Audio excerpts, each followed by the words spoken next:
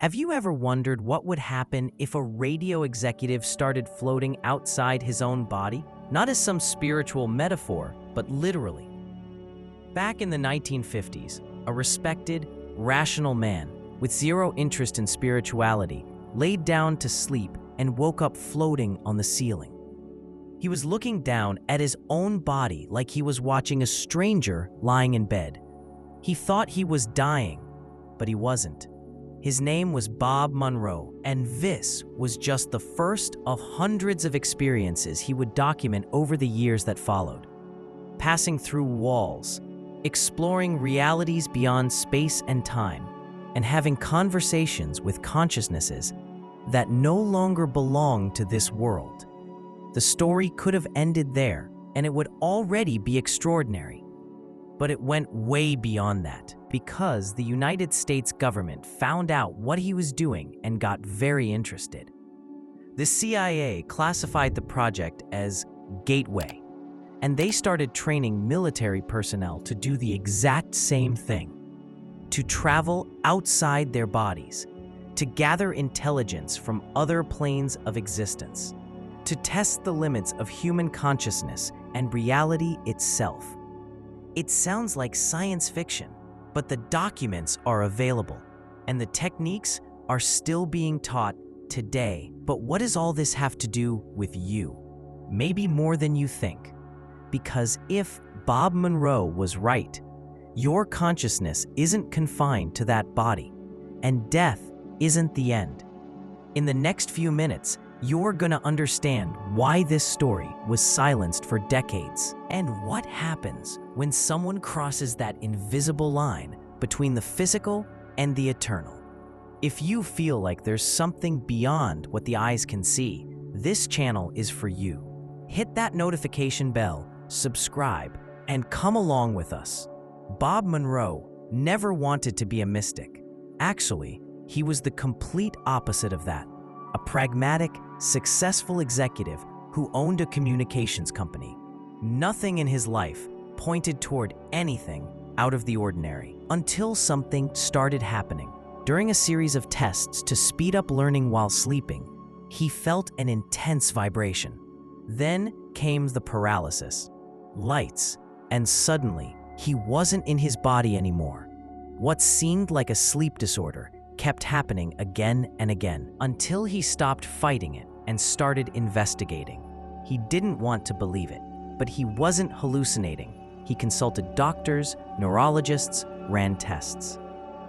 Everything came back normal. So he decided to do the unthinkable, study the phenomenon scientifically.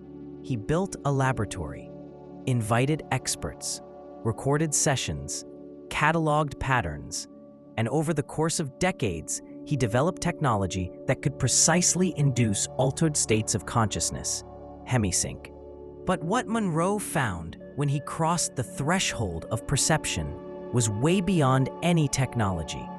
He started mapping non-physical dimensions, meeting entities that said things like, "You are more than your physical body," and realizing that maybe consciousness doesn't just survive death, but is actually what defines us. This investigation led to the birth of the Monroe Institute, and also to direct involvement from American military intelligence. Yeah, the CIA. And this point is crucial, because if Monroe's experiences were just fantasies, what would explain the interest from one of the most secretive agencies on the planet? Why would they invest in training soldiers to access planes outside the body? And why were parts of these files only declassified now, decades later? This story isn't about believing or not believing. It's about looking at the facts.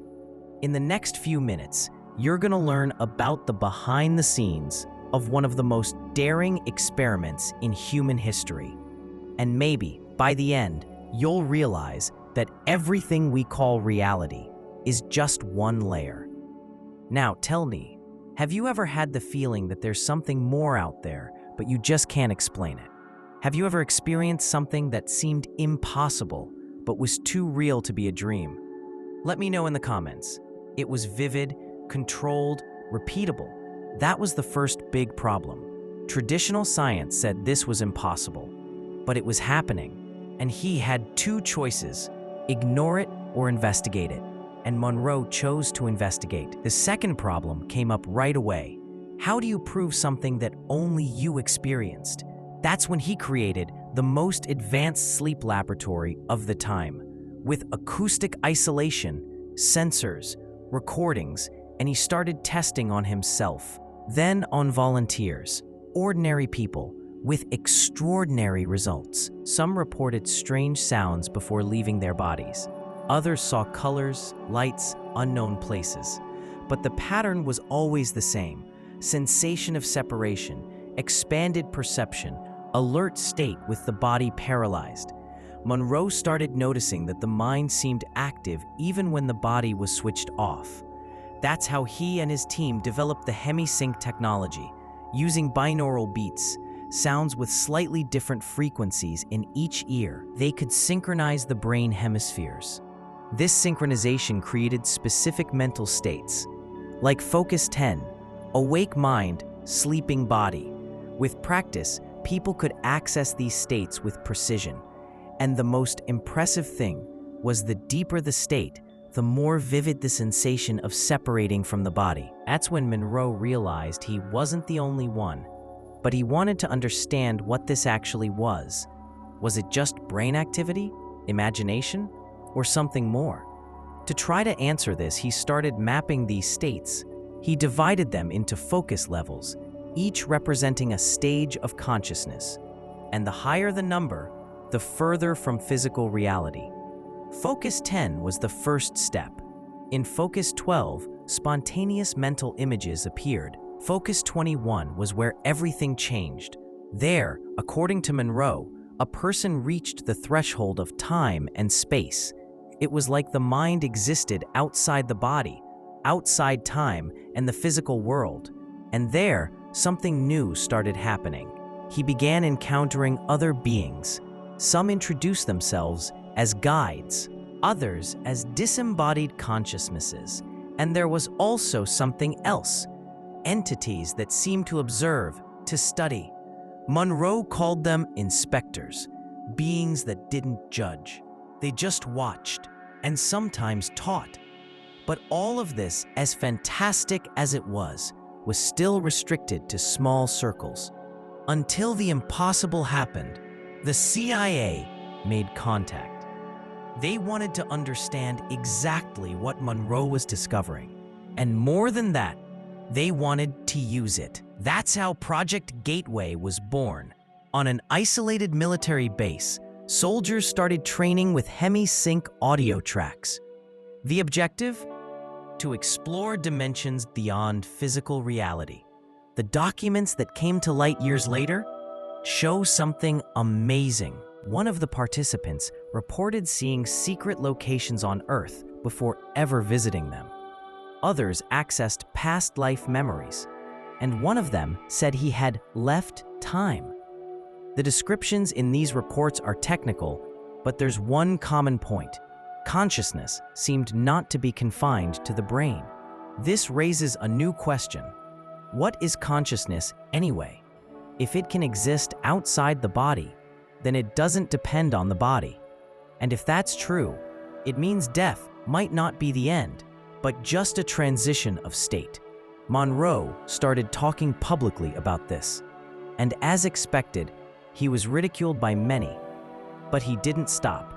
He created the Monroe Institute, a center dedicated to teaching consciousness expansion techniques, and thousands of people went through there, including scientists, doctors, engineers. Today, 70 years later, science is starting to validate parts of what he described. Studies with binaural beats show that it's possible to alter brainwave patterns, induce deep meditative states, and increase internal perception. Neuroimaging research shows that the mind activates areas associated with consciousness, even in deep rest.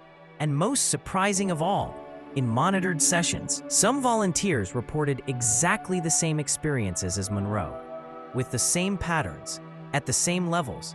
The story that started with a businessman seeking productivity became one of the greatest investigations into human consciousness in modern history. And the question that remains is, if all this is real, why doesn't anyone talk about it? In the second phase of his journey, Monroe realized that the focus levels weren't just mental states. They were places, real dimensions, each with their own rules, inhabitants, and purpose. That's how he described Focus 27, a point of arrival, a reception center for consciousnesses that had just left the physical body. There, according to him, were souls who had recently died, confused, sometimes trapped in their beliefs, others being welcomed by entities, disembodied humans or beings of another origin. Monroe reported that this place was like a transit station. It wasn't heaven. It wasn't hell. It was just the next step. And most disturbing, he started helping these consciousnesses, guiding them, showing them they were dead, and helping them move on to higher levels. This brings us to the third big problem. What if the afterlife isn't a belief, but a process? If consciousness survives death, as Monroe claims, then death loses its status as an absolute end. It becomes a transition, a kind of birth in reverse.